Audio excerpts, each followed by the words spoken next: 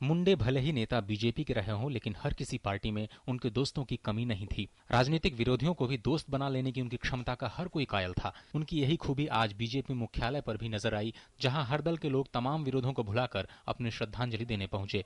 मुंडे की मौत की खबर थी ही ऐसी कि हर कोई उन्हें आखिरी विदाई देने से खुद को नहीं रोक सका। महाराष्ट्र की राजनीति में मुंडे के ध्रुव विरोधी और एनसीपी सुप्रीमो शरद पवार भी मुंडे को श्रद्धांजलि देने पहुंचे।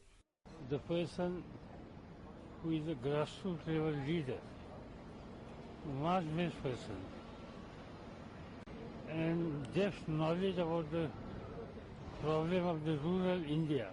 It's an unfortunate thing that what happened today, nation has lost a great public servant.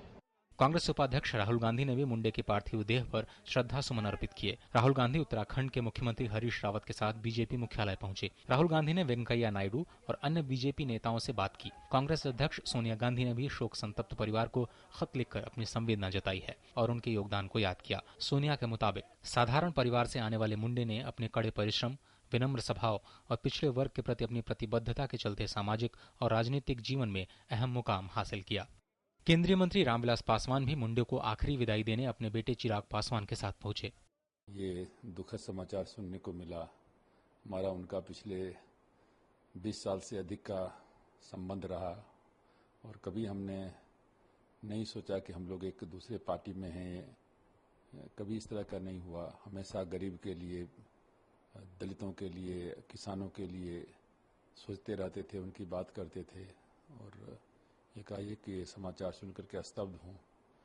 JDU अध्यक्ष शरद यादव भी मुंडे को श्रद्धांजलि देने बीजेपी मुख्यालय पर पहुंचे। देश उनसे काफी आशाएं रखता था, इसलिए उनके निधन को मैं महाराष्ट्र की क्षति मानता हूं और देश की भी क्षति मानता हूं। मैं उनके परिवार के प्रति अपनी संवेदनाएं और ये आघात को सहने की ताकत मिले उन्हें।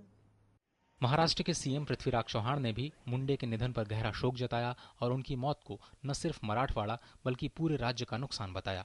सभी को बहुत गहरा सदमा हुआ है आकस्मिक निधन से। मैं अपनी ओर से, राज्य की जनता की ओर से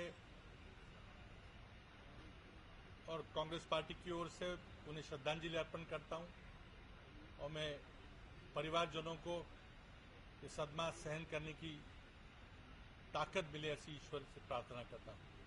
महाराष्ट्र में बीजेपी के सहयोगी शिवसेना के साथ ही एमएनएस प्रमुख राज ठाकरे ने भी मुंडे के निधन को अपूरणीय क्षति बताया है। ये बहुत ही दुखद और अप्रत्याशित घटना है। अब जब 10 साल के बाद वो राष्ट्रीय स्तर पर काम करने जा रहे थे, ऐसे में इस तरह की घटना निश्चित तौर पर काफी दुर्भाग्यपूर्ण है। वो पूरे महाराष्ट्र की जानकारी रखने वाले नेता थे। ये दुख केवल बीजेपी का नहीं है बल्कि सबके लिए है। मुंडे जी हमारे बीच नहीं रहे। मुंडे जी की कमी हमेशा हमको सताती रहेगी।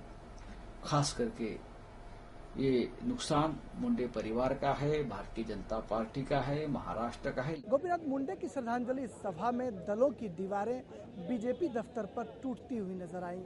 एनसीपी अध्यक्ष शरद पवार, जेडीयू अध्यक्ष शरद यादव, एलजेपी अध्यक्ष रामविलास पासवान, उपेंद्र कुशवाहा श्रद्धांजलि देने के लिए पहुंचे ही, लेकिन जब कांग्रेस उपाध्यक्ष राहुल गांधी गोपीनाथ मुंडे को श्रद्धांजलि देने के लिए पहुंचे तो एक बात साफ हो गई कि राजनेताओं में राजनीतिक प्रतिस्पर्धा भले ही हो, लेकिन व्यक्तिगत स्पर्धा बिल्कुल नहीं होती। कैमरामैन एमजी सुरेंद्रा और शैलेंद्र मिश्र के साथ राजेश राज, डीडी न्यूज़, दिल्ली।